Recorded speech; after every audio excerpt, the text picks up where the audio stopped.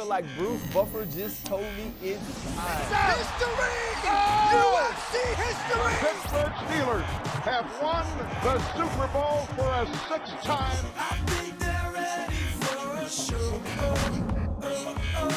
Why you late, bro? You have to be professional. We are now joined by the greatest. DC, you broke my heart. DC always hates on you on this show. So now what? After you and I punch each other in the face, you gonna sit back down and play chess? No. To be with one of the greats, talking about a great sport, you can't beat that.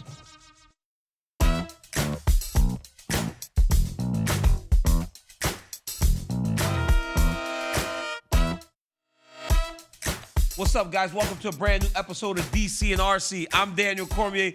That's my boy, He's Ryan. in the studio. He's in the studio. Hey, welcome to two guys wearing sweatsuits. Oh, yeah, that's gonna rename the show. Two dudes wearing sweatsuits on television. RC, glad to be back in person with you, my brother. Yeah, my dog. I had something pressing. Dog, What'd you have pressing? you saw Coach Big Balls last Saturday. Brian Kelly. Wheelbarrow. Dog, I mean, wheelbarrow size. balls. Dog, did you see that? Bruh, I'm gonna tell you what. What I loved about it is he came to LSU because he couldn't beat Nick Saban anywhere else. Yes. And when he had his opportunity, he went for two. Jaden Daniels, the transfer from Arizona State, made a huge play. It was a great call, man. And I had people who were there and say they had never heard Tiger Stadium that loud, and that's because of Brian Kelly. You know how big of a statement that is, being that what Tiger Stadium is, like what that stadium is, the amount of people. There have been earthquakes because of the eruption of applause in that arena. So to be that loud, crazy. Guys, coming up in the show, we preview UFC 281. We also get back to one of our favorite segments, DC, RC, and MC, as Michael Chandler joins us before he takes on Dustin Poirier. We also tap in and tap out. But Ryan, I'm here on the East Coast because once again, Israel Adesanya is fighting in Madison Square Garden. Once again, we are going to the world's most famous arena with the UFC with 2 title fights that happens this Saturday night. How excited are you for this fight card and for the main event, Alex Pereira challenging Israel Adesanya only a year after making his UFC debut? Yeah, well, I think this has been a collision course that the UFC was hoping for a year ago when Alex Pereira. I'm getting better at it. Yeah, you are. I actually said it right this week, too. When he became a UFC fighter, and we've watched him kind of ascend. The Sean Strickland knockout was the night we realized that this fight was going to happen because we got to see Israel Adesanya beat Jared Cannonier later on that night, and he kind of called him out. But what makes me excited about this is sitting with Izzy on the pivot and hearing him explain what this fight means to him and the way that he's approached it. Let's check it out. So normally when I fight someone, I've never fought them. They've never hurt me or anything like that. So I'm like, in my mind, this guy can't touch me. But the reality is this guy has. The first fight was, we all know. If you watch the fight, it was like some scrupulous judging. Second fight, I heard him, had him on the ropes, referee saved him, and third round, beautiful story, comes back and finishes me in his own country, his hometown. This time is my time to rewrite history. So I can't pretend like it didn't happen. I've accepted that a long time ago. I never held on to it. I never chased this fight. I never thought like, I gotta get this one back.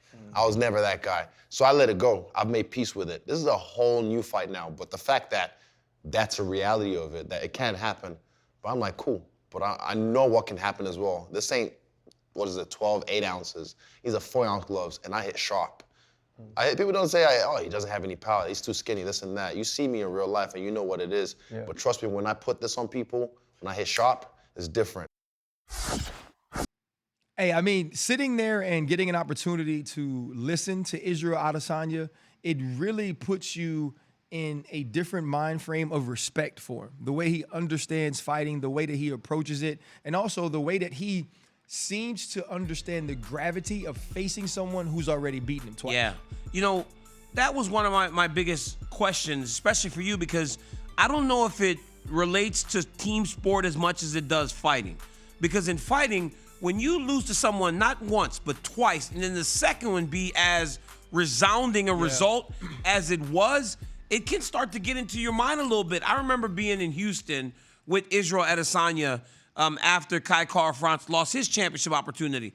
And he was talking to me about the things that he was doing because he recognized right away after he won that fight against Cannonier and he knocked out Sean Strickland, he was going to be next. So he went up to Canada. He spent some time with Georges St. Pierre to try to develop the champion, that mindset of taking on someone that's gotten you before. Remember, GSP went back and beat Matt Serra. Right? So it's like he went to George. He went to a lot of people that can live the life or have lived the life that he's living to face down that dragon.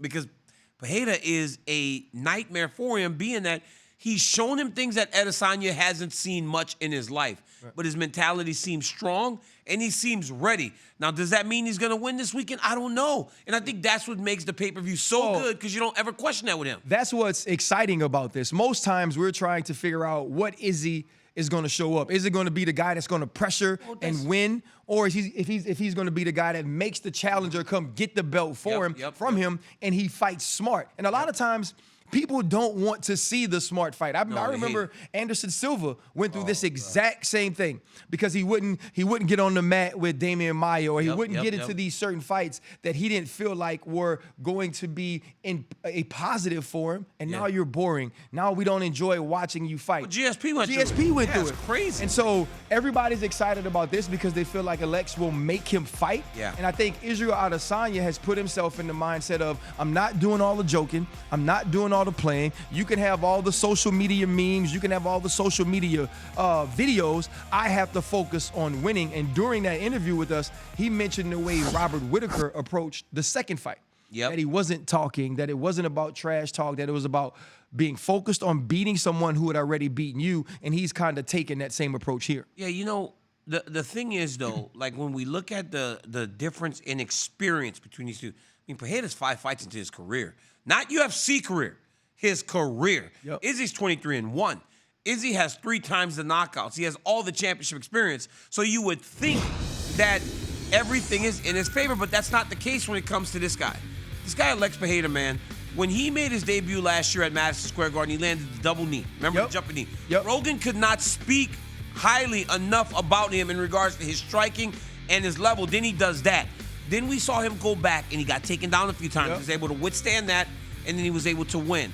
Then he knocks out Sean Strickland. And you knew right then, this guy's going to fight for the belt next. The story's too good. It makes too much sense. But I'm telling you right now, to the people out here that don't know who Alex Pereira is, go watch highlights.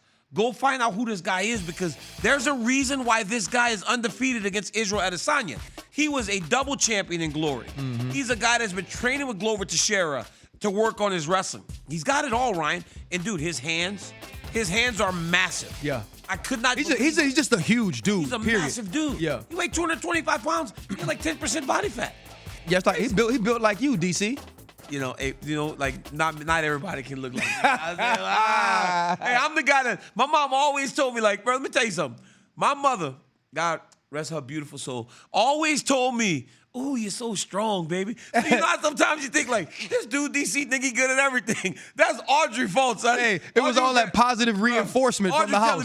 Audrey telling me stuff like, "Ooh, look at his muscle." And I was a little, you know, when I was like 10, always I'm like, doing it. She's like, look how strong he is. But if your mama don't love you, nobody can love you. Hey, bro, and she done tricked me into doing stuff that I never thought possible. DC, so here is my question.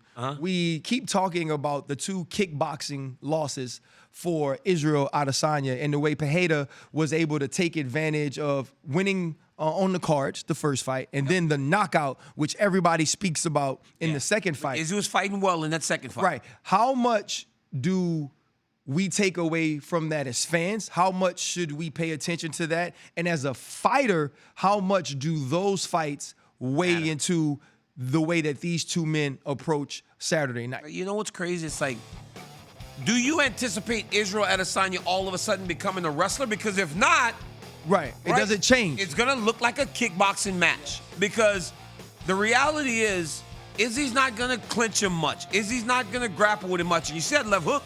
That's the same shot that knocked out Sean Strickland. He's got a fantastic left hook. The dude's just good. But the reality is they're kickboxing now, or at least I anticipate them kickboxing with 4-ounce gloves. These are 12-ounce gloves they're wearing before. So if he's got the power to put the champ out with 12-ounce, imagine what he could do to him with 4-ounce gloves. But we also know that if you overextend yourself, Israel Adesanya will make you pay. He's one of the most talented counter strikers we have in the UFC. And he said, when I land sharp, he said that. He said that multiple times in that clip on the pivot. Yep. When I land sharp, he's got great timing.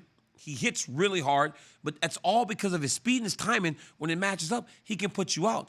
We talked prior about guys stalling against Adesanya, right? That was the whole build-up with Cannonier. Cannonier can't do too much. Because if he does too much, he's going to get knocked out.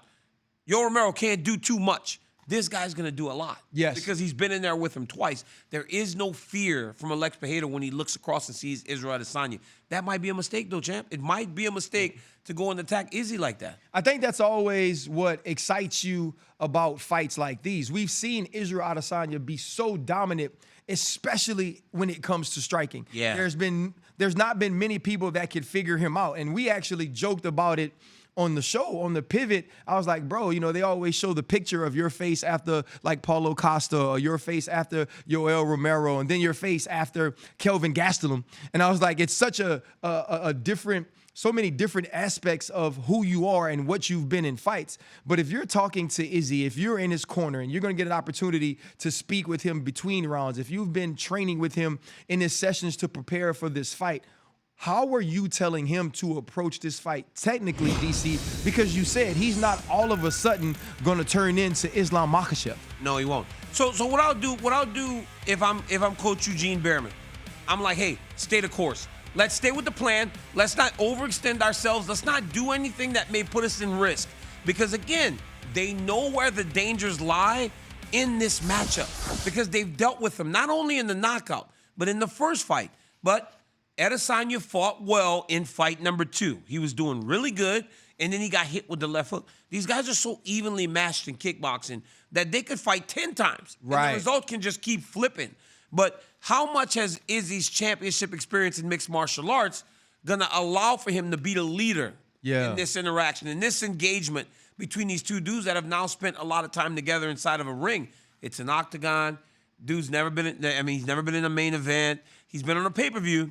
He's never headlined. There's a lot of reasons why this is all new to Alex Pereira, not Izzy. So here's a big question I have for you, DC, because I've never been in this position, and I know that you know people that have. If you've dominated, or at least felt like you've dominated 2 fights against an opponent, does confidence play? Can confidence be a negative? Can it turn into arrogance? Can it turn into complacency? Can it turn into someone getting themselves or putting themselves in harm's way because they have a lack of fear, like a guy like Alex Pereira coming into this fight? I think that it's a great thing to be confident, but you also have to recognize it's a different sport. Yeah. It's not the same sport. Dude, the 4-ounce gloves, Ryan, it's thudding. Like, I've sparred with my 12 ounces, with my 16 ounces, and you get hit and you're less aware because it doesn't hurt as bad. It spreads it out. Yes, but the moment you get hit with that 4-ounce glove, you're like, oh, this is real. Right. A weird might cut you. There's just so many differences in fighting inside the octagon.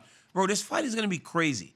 Like, in the energy in this place, when they step into the octagon, a guy who's on Adesanya's level in his main skill is going to make for a fantastic fight. I can't wait. Yeah, I mean, we were extremely excited about this. Another thing we spoke to him about was Kamaru Usman and Francis Ngannou and, you know, Israel Adesanya, and the love that they had being from Nigeria and the pride that they all shared because of it. They got an opportunity, or we as ESPN got an opportunity to do a shoot with Israel Adesanya, just paying homage to Wakanda Forever, to Chadwick Boseman, and what they have set forth with the Marvel movie Black Panther. And here you see a little bit of the clips of, you know, Israel Adesanya. He's dressed in the African garb and just showing us the type of pride and the type of swag, men that come from Nigeria and what they've done for the UFC, the way that they have actually dominated in whether it's middleweight, welterweight, or now heavyweight with Francis Ngannou. And we got an opportunity to talk to Kamaru Usman about what it meant to not only be at the premiere, but to be a part of the movie, to also be on set and see the movie being made and all that went into the greatness we got to see in the theaters with the first Black Panther and now Wakanda Forever coming out. When you think about that movie, DC, and also what it means not only to Francis Ngannou and Kamaru Usman and Israel Adesanya, but what it meant for us to see someone that looked like us being a superhero that was loved by so many. I think that the impact that these guys have made on the UFC and on the world is so grand that Dana's talking about UFC Africa. Who could have ever imagined UFC Africa? Dana's like, at some point we want to get to Africa because then you know what type of athletes reside there. Yes. But when I talk about Chadwick Boseman and Ryan Coogler and the job that they did on the first Black Panther and then to try and continue what the first story was without Chadwick. Truly is special. And like you said, Ryan, to see someone like us loved by so many things could have been done wrong with that movie. Yeah. We have seen them try to make black superheroes before, and it didn't work. Mm-hmm. This one was so well done. It was so well thought out, and people just, they ran resonated. to the theaters. It resonated with everyone, regardless of skin color. Mm-hmm.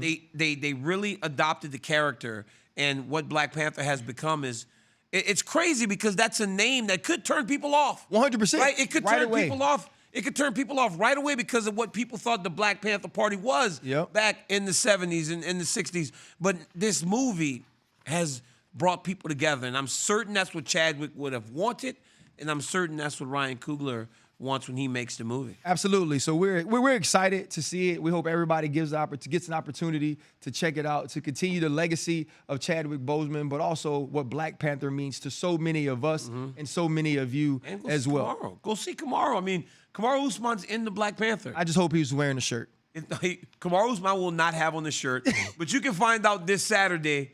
You can find out this weekend when Black Panther, Wakanda Forever, makes his debut. It's time for one of our favorite segments, DC. What do we got? It is time for DC and RC and MC. Get the drop down. I love them. There it is. There he is. What's up, boys? Hey, reunited, back together. Chan Man. Hey, What's up, Chan Man? He's the only person that comes on our show that has an actual graphic. Like everybody else is just like one round with that person, and we got like a bobbling head of him that comes on. But he gets an actual. I just got lucky because I got a C in my last name, so DCRC MC makes sense. It just kind of worked, huh, Chandler? Chandler, Yeah, exactly. what are you doing? Like right now, it's Tuesday, right? 4 days before the fight. How's the mentality starting to switch already as you are on the verge of taking on Dustin Poirier? Man, honestly, not a lot has changed yet. As you know, the first fight is always with that scale on Friday, so it's really just kind of going through all the particulars of what we have to do. Obviously, fighting at Madison Square Garden, there's a lot of extra media here, a lot of extra media obligations. This is a huge card that they have assembled.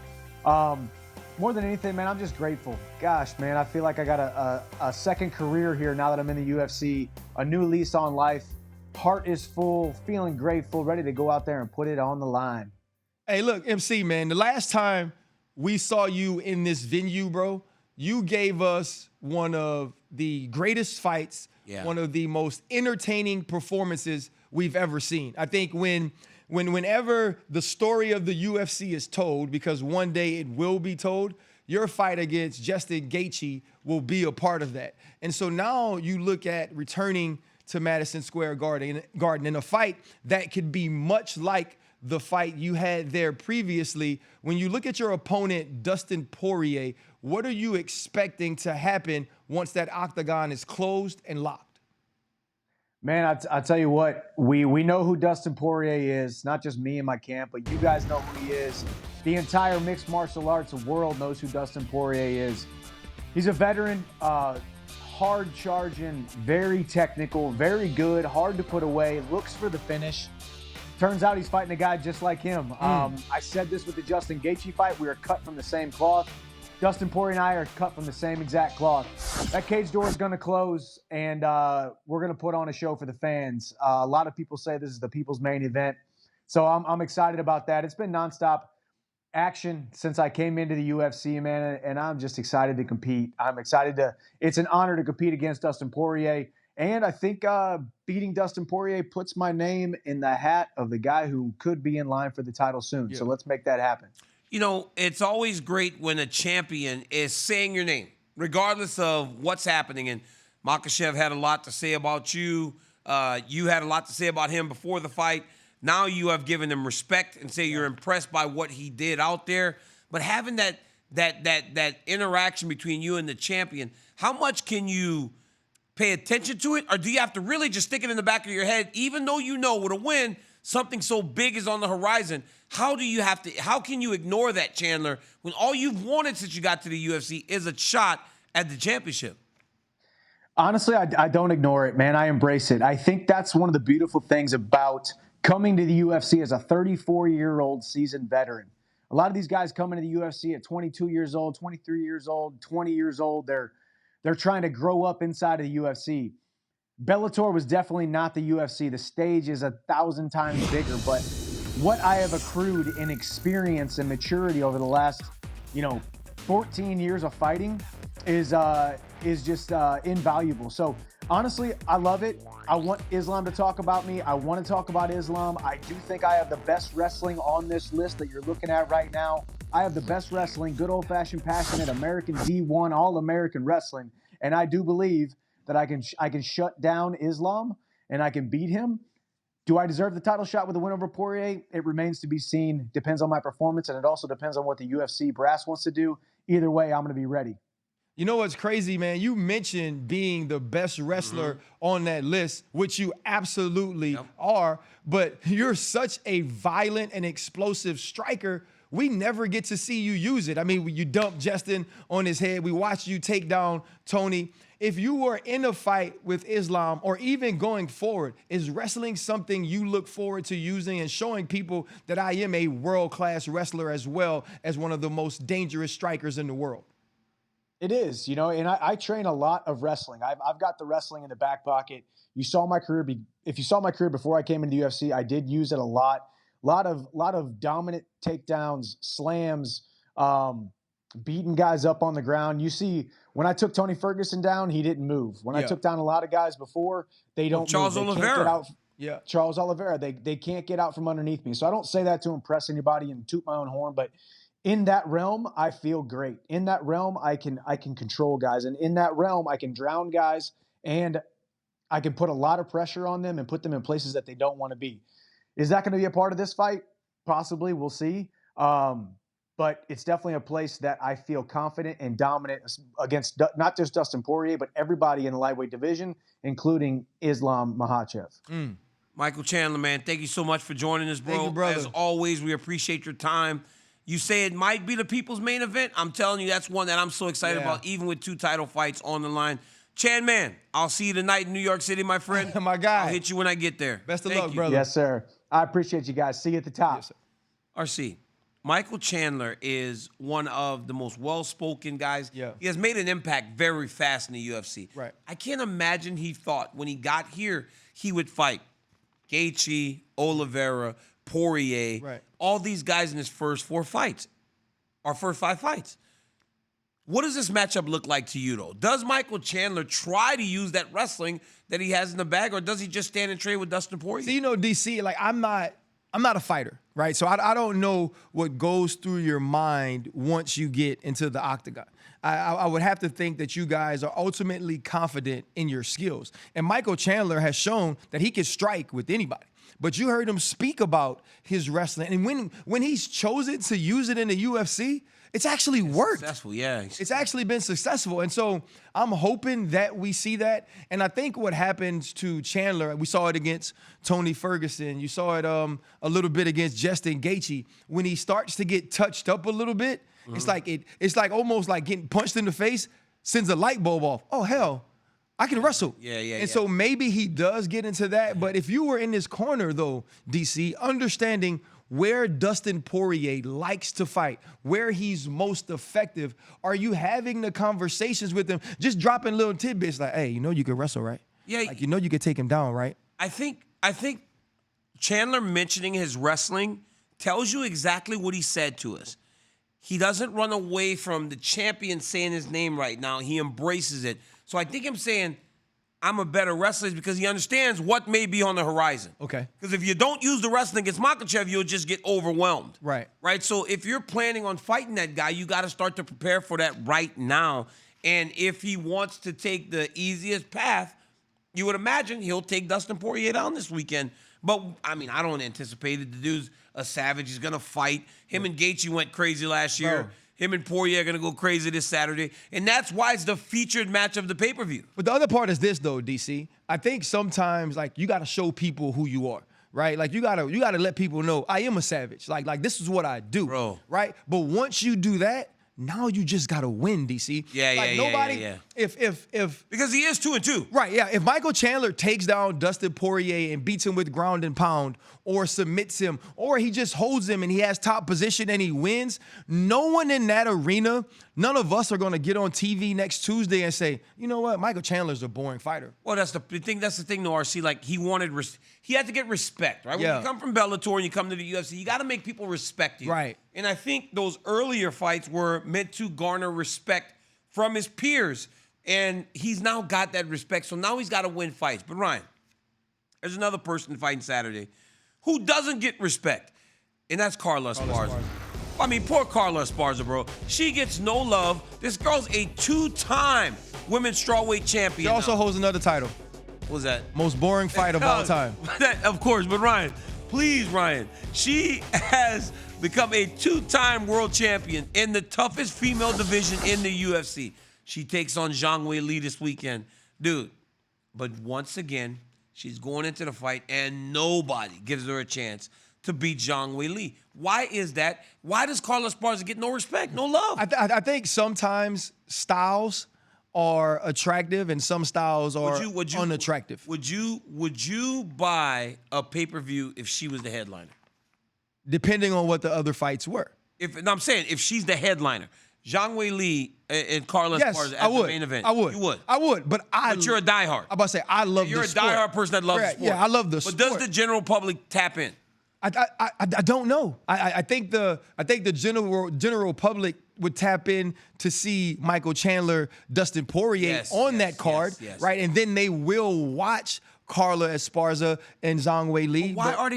Why is she not getting respect? I don't get it. She's so good. I think it's like anything else, DC. Like, sexy is sexy, and I don't mean that as far as female and male. I mean that the rules in football have changed because defense was no longer sexy. Defense wasn't the thing people wanted to see. So now you can't touch Tom Brady, you can't touch Aaron Rodgers because they got to be on the field in order for us to be able to score points, in order for people to have fun, to enjoy it, to hear cannons go off. And so I think with Carla Esparza, it's not the fact that people don't believe she can win. It's not the fact that people don't believe she's a great fighter. It's that sometimes her style, if not attacked by her opponent, doesn't necessarily give us exciting, explosive fights. Yeah. But what I do believe is fighting against somebody like Weili gives us that opportunity. What we saw her do to Johanna. Johanna in her last fight out, that spinning elbow. Weili's crazy, bro. Crazy. And when you see something like that against someone the caliber of fighter that we saw it against, you expect her to be hungry. We've never seen her in a boring fight, and she's not going to be scared of the wrestling of Carla Esparza, so she's going to be on the attack. Well, you know, that's the thing, right? And for me, and this is me with my mind in fighting, it's always like looking to see what in the matchup.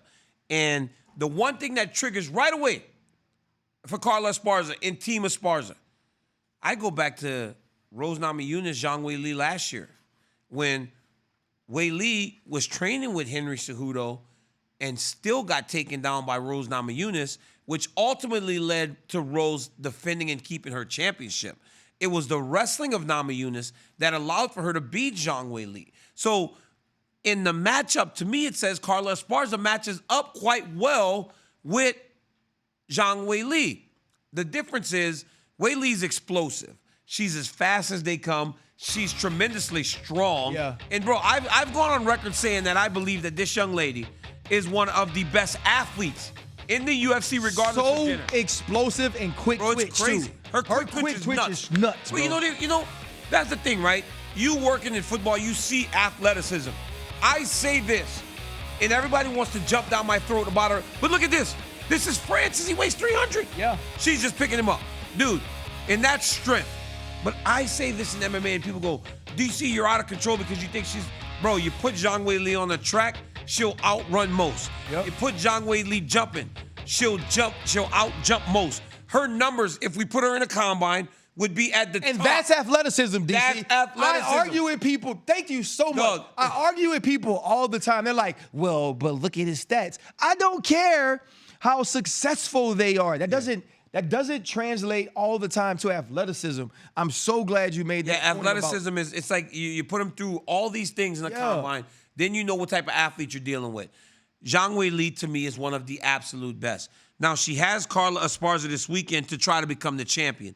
But whoever wins this weekend has a monster on their tails in Amanda Lemos. Dude, this lady hits. Bro, I cannot believe how hard Amanda Lemos hits. Yes. She hit Marina Rodriguez last weekend, and it just changed the fight. paused her. Changed the fight. She's like, Marina's like staggering backwards, Hey, like just kind of looking at her. Now, DC, Her it's hands one are of those. It's one of those. You go, oh, we in a fight.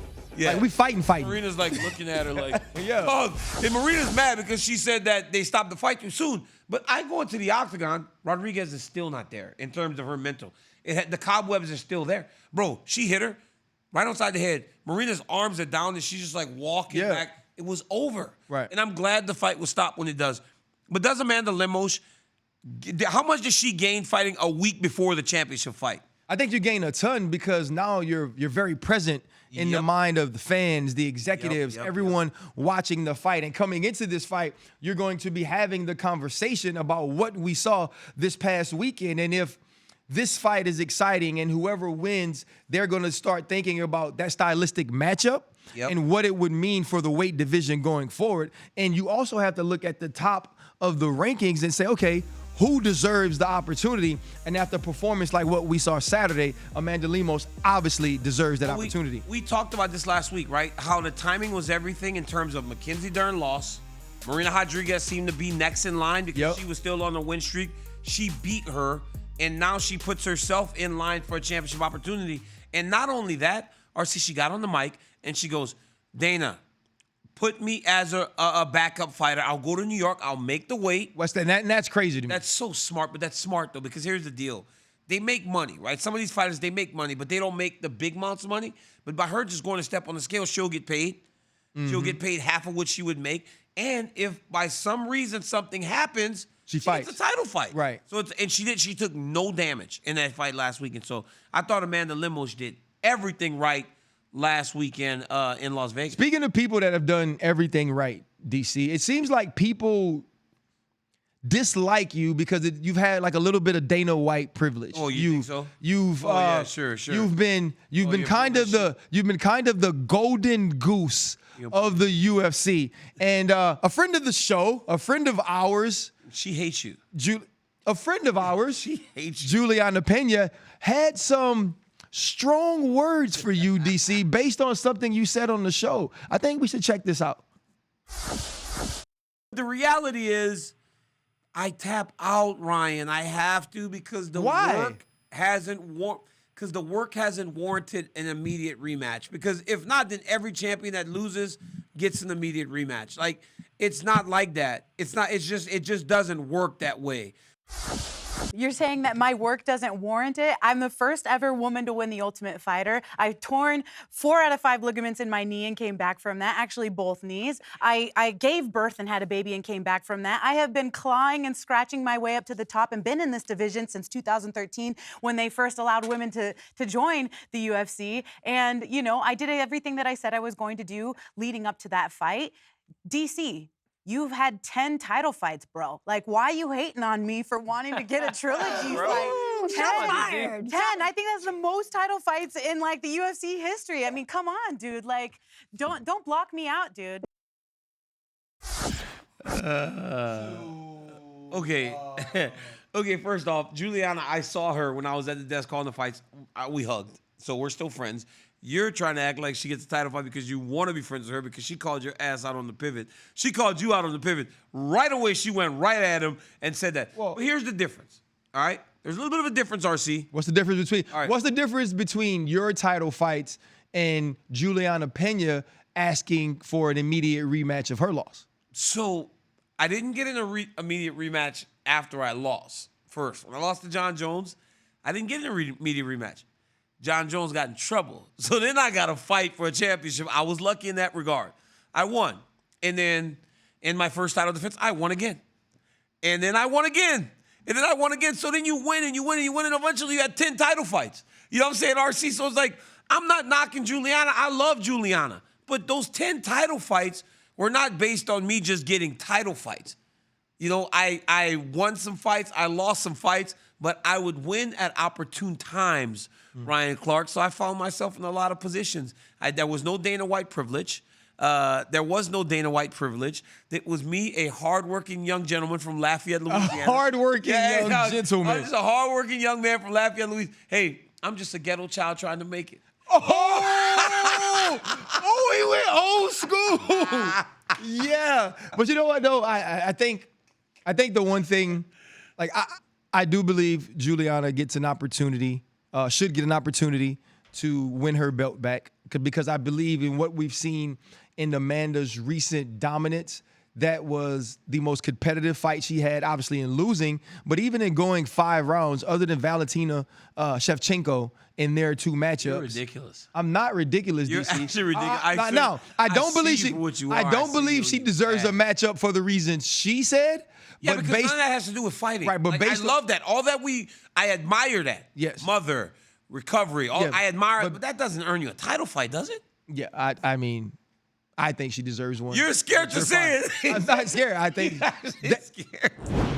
DC, listen, the UFC is back at the iconic Madison Square Garden. So what better time than now to talk about the top 5 moments, top 5 UFC moments at MSG. So I'm going to start with number 5. I think if I'm going to do a list, Conor's going to make my list. Ooh, he's number 5. So Conor beating Alvarez with a bink bink on top of the head. That's going to be number 5 for me, because that's when he becomes the double champ.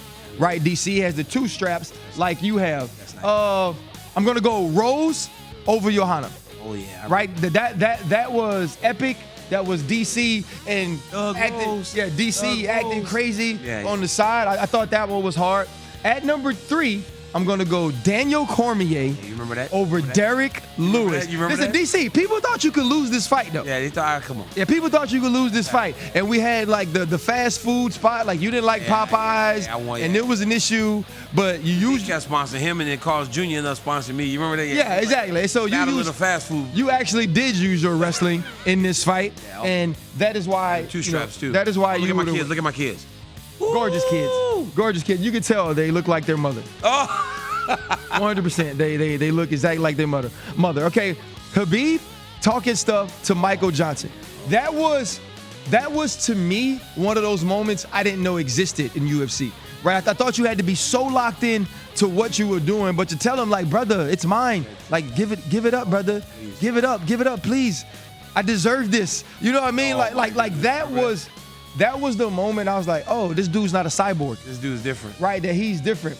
And number 1, and I know that this one may not be number 1 for anybody else, but it was GSP's return. Oh yeah. Right. I was just such a nice, right? I was just such a huge GSP fan, and then watching the fight, like you could tell, like he wasn't the same. No, he wasn't. He wasn't the same guy in that fight. Right, you could tell he wasn't the same. He didn't look as ripped. He was a little heavier. He wasn't all that. You know, Bisping gave him hell the entire fight, but to finish the fight in the way he did was classic GSP. It showed the level of athleticism, the level of skill, and also the level of fighter he is. That's good. That's good right there. I like that. I like that list. I ain't gonna lie. I give credit where credit's due.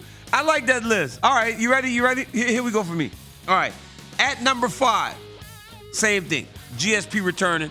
You put that at 5? I put GSP at 5. He came back. He beat Michael Bisping. I got that at 5. I'm sorry, bro. I'm sorry. I was there. It was crazy. It was a night where titles just changed.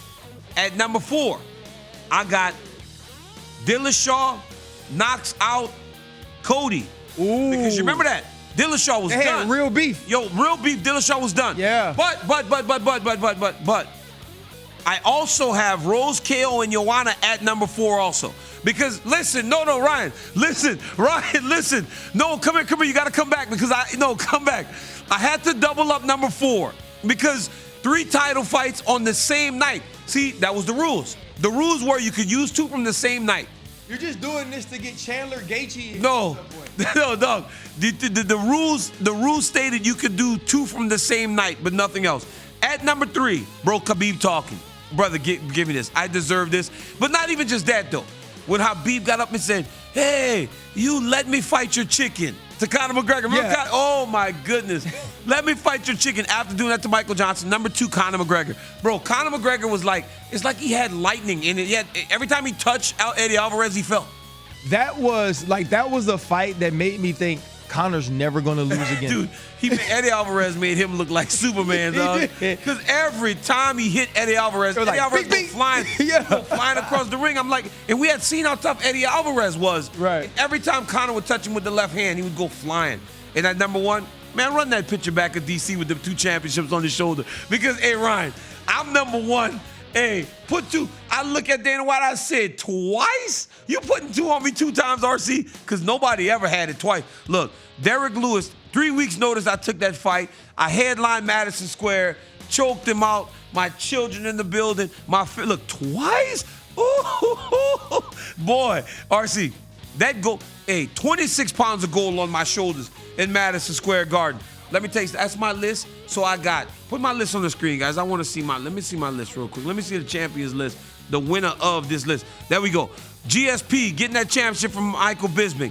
At number 4, Dillashaw KO Garbrandt, Rose Namajunas KO's Joanna. At number 3, Khabib talking to Michael Johnson, Conor McGregor becoming the double champ at number 2, and then DC defending the double championship at number 1 at Madison Square Garden. What I want to say to you is, man, I love the example of humility you have set for your children. Oh, boy. It is beautiful. You remember what I told you my mama did for me when I was a kid? Yeah, it is beautiful to know. Imagine. It is beautiful to know that your children see this humility. You tried to steal my caddy today by offering him to see a Super Bowl ring. That's humility? That's humility. No, man. DC, that's using your relationships like Jeff Saturday did to get the head coaching job of the Indianapolis Colts. Hey, man, let's tap in and tap out. I'm so tired of this dude. Let's go, Corporate Jake. All right, guys, Saturday night at UFC 281, former UFC lightweight champion Frankie Edgar enters the octagon for the final time in his illustrious career. DC, tap in or tap out. Edgar will eventually be a UFC Hall of Famer. Oh, I'm tapping all the way in. I'm tapping all the way in. Frankie's going into the Hall of Fame. First ballot, I don't know, we don't really have first ballot. First year Hall of Famer, Frankie Edgar being the lightweight champion of the world. The fights with Gray Maynard were crazy. The BJ Penn fights were crazy. Going down and fighting Jose Aldo for the belt at 145. No doubt about it, Frankie, the answer, Edgar, is going into the Hall of Fame. Yeah, this is easy. I tap all the way into this. I think the other piece of it, and it's what I love about the UFC Hall of Fame, that it's not just about accolades and accomplishments. It's also about impact. Yep. It's also about the way you made people feel every time you stepped in the octagon. And for years on top of years, this dude was one of the best in the world doing it, and he put his whole heart and soul into every fight. He was always too small, too. Yeah. Right? He was like the little engine that could. He was champ at 55 when he's fighting 35 now. He's never a 55-pounder. Yeah. Let's go. Khabib seems to be spending some time on the basketball court. That's trash, bro. And calling you out, DC, That's saying, trash. DC, this is not your level. RC, tap in or tap out. Khabib can take DC on the hardwood. Oh, tap all the way in. Dude, watch he doesn't dribble, though. He's just running with the ball. Here is why I tap in. Daniel loves Khabib so much, he would never beat him. Oh, like he would lose all competitiveness if him and Khabib stepped on to the hardwood and he'd be like, "Oh, score, brother. I love you so much." So I tap all the way in that Khabib beats DC in a game of basketball. That sounds like. I mean, I wish I ever went to practice with you and Troy Polamalu, because you just taking on all the fullbacks to make sure Troy gets the tackle. You just run. First off, at practice, Troy wore. Troy was never really practicing. Yeah, Troy wore New Balance sneakers, and when he wanted to get fly, he'd cross the Velcro on top of him. Yeah, he wasn't practicing. So when Troy would tackle in the game, like Ryan, you like the dang missile, and you just taking all the hits for Troy. Like you act like I'm beating Khabib in basketball. It's trash, bro. He runs with the ball, he throws it up, it banks into the hoop, and he's like, "This is not your level." It's like basketball. It's like football and basketball. You know what he told me? He told me they were playing in San Jose. He watched the guys. He said he find the best one, and he tell his guys, "Go, hey, watch this guy, tackle this guy," and then they tackle everybody on the basketball. Yeah, because somebody's gonna fight him. Yeah, you go to the next one. Yeah. Okay, so Tony Ferguson has enrolled at Harvard University. Yes, you heard that right. He posted he was on campus and spotted in a classroom. DC, tap in or tap out on Tony Ferguson attending Harvard. He got in? How did Tony Ferguson get into the Harvard? I'm missing something, man. It must be like one of those. Does UFC do like the NFL where you can go to like Harvard Business School, but it's a special program for us? I don't know. Because ain't no way Tony Ferguson got in. How you get into Harvard? There's no. There's like the acceptance rate's like 4%. Yeah, that's not that. I tap out. He did not get it. Hey, RC. He's just taking pictures. Carper Jake, hit RC with that last one. Dan, aka Little Daniel Cormier's football season just ended, and he seems to have been a dominant force on the defensive side of the football. We also know that he was dominant on the wrestling mats. So RC, tap in or tap out. Dan's future is on the gridiron and not the wrestling mats. I tap all the way in into football. But here's what we're going to do. Uncle Ryan's going to make sure he continues to wrestle. He's going to learn to wrap up. He's going to learn level changes. He's going to learn how to be the low man. And then I'm going to get his footwork right. And we going to the lead. RC. Like, we're not even tripping. Look at him, RC. Watch how you get through the dude, RC. Right now, like he's inside out. Inside out. Boom, finish through your hips. Hey, point at him, Dan. Hey, point at him. Look at him, RC. Look at him, RC. We're going to show a little more humility than Dad, though, guys. Look, RC. Look. Boo! Ooh. I know, right, RC? Why did they block him? He just blitzing, RC. Look at him, RC. Look at him. Look at the size of the kid in front of him, though, RC. Like, that's not fair. Head across, Dan. Head across, Dan. I'm gonna tell you what, the kid blocking him is going to be Calais Campbell at some point. The kid's 7'8" right now. He's huge. 7'8". Let me tell you something. I tap into some football. I love that. I love wrestling. The dude can get down on the mat. But Lil Dan, great season. Dad's super proud of you for all that you did. And I love you, man, and I love all my children, but I love Dan for his effort in football, and now it's time to move on to the rest of RC. As we talked about earlier, we putted. We had a putt. Yes, we did. And hey, there's a little bit of footage. Guys, let's see it. Here we go. RC and I at my putting green. This is my putting green. Yes. ESPN has decided, build a putting green for DC. When he comes once a year. Look, here we go. Look. Yep. Guys in sweatsuits putting. Yeah, it is. RC, I can't believe you made that. Slow mo, drop it. I can't believe you made that, RC. First one, I dropped it. Bam. Another one. Guys, get hype. Hey, look at it, guys. Look at it. Last year, they shammed me.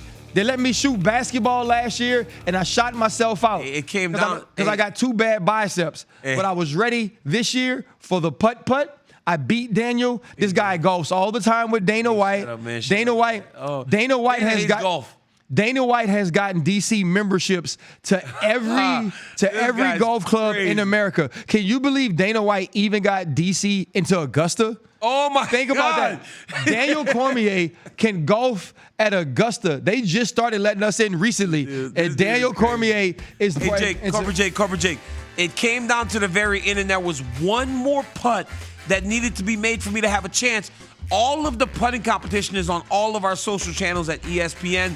Guys, there was something that happened. Ryan Clark wasn't paying attention. We are the champions. There was something that happened that allowed for me to stay in the fight.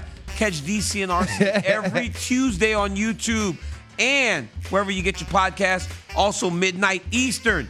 We are on ESPN2 RC. I'm glad you were more behaved today than you and Michael Irvin were acting yesterday on first. Hey, me and Playmaker have a good time. Ooh, that's a playmaker, huh? Speaking of playmaking and receivers, you never know. Me and DC might line it up on the line again. So be ready for social media. I'm about to jam him up this time. Y'all be good.